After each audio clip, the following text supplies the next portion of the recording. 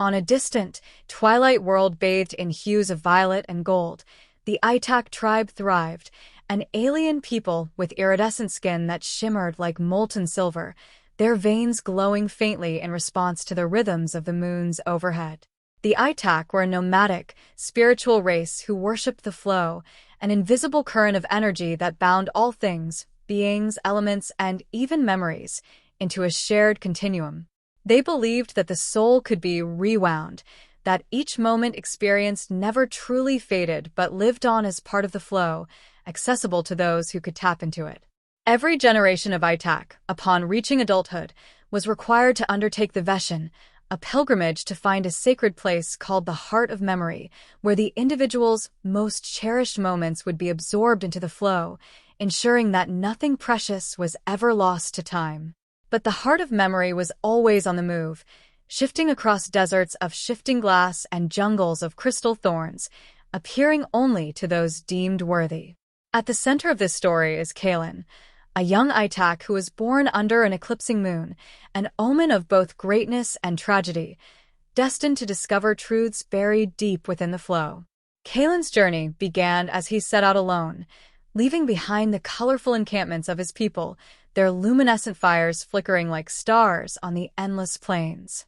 His mother, Sally, the tribe's eldest dreamweaver, had warned him of the Watchers, ancient beings who guarded the pathways to the Heart of Memory, beings neither benevolent nor hostile, but driven by rules no one fully understood.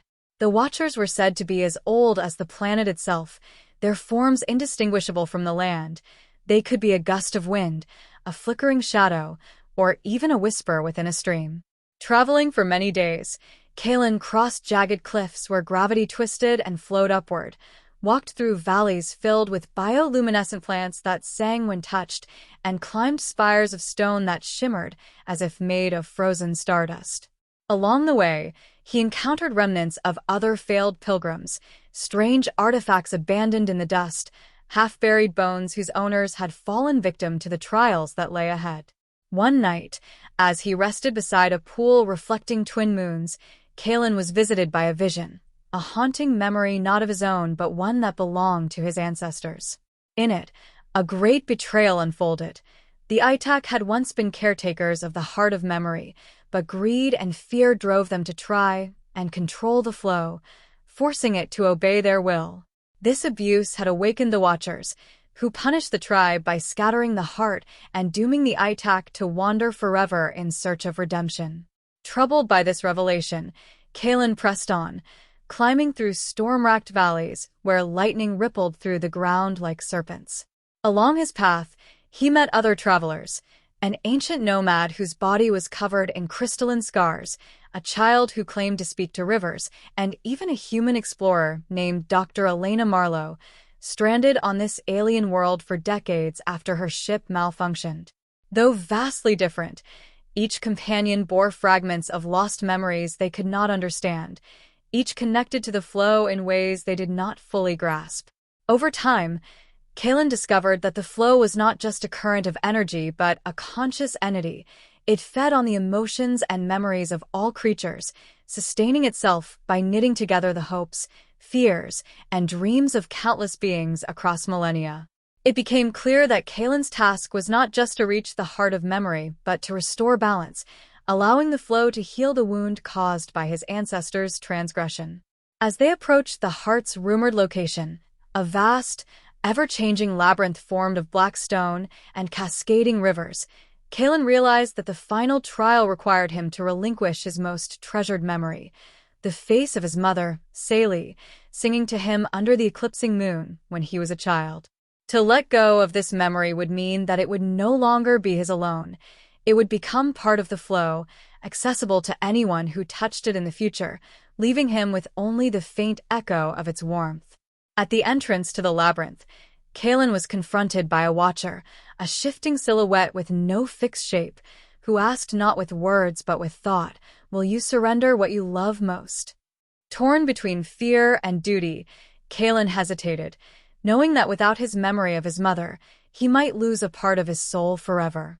But the flow whispered gently, reminding him that no moment was ever truly lost. What is given becomes part of something greater.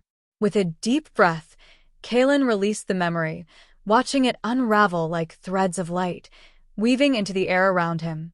In that instant, the labyrinth dissolved, revealing the true heart of memory, an endless field of light and shadow where memories drifted like glowing embers in the wind. Kalen felt the presence of countless lives, his ancestors, the nomad, the child, even Dr. Marlowe, each contributing their stories to the tapestry of the flow. He understood now that the heart of memory was not a place but a state of being, a realization that life's beauty lay not in holding on but in sharing, allowing others to carry our stories forward. As Kalen's pilgrimage ended, the Watcher bowed to him, not as a guardian but as a guide. He had passed the final test not by conquering the labyrinth, but by understanding that memory belongs to all who live, not just those who experience it. With his task complete, Kalen returned to his tribe, though not in the way he had expected. He did not return as a hero with trophies or tales of conquest, but as a vessel, filled with the collective memory of all who had ever touched the flow. His people welcomed him with silent reverence, knowing without words that something profound had shifted. Kalen's journey had ended, but their connection to the flow had been restored. Over time, the Itak stopped wandering, for they no longer needed to chase after the heart of memory. It now lived within each of them, a quiet reminder that all moments, whether joy or sorrow, are sacred when shared. And so, under the glow of eclipsing moons, Kalen sat among his people, listening as their stories mingled with the flow, knowing that his mother's song, and all the moments that mattered, would live on forever.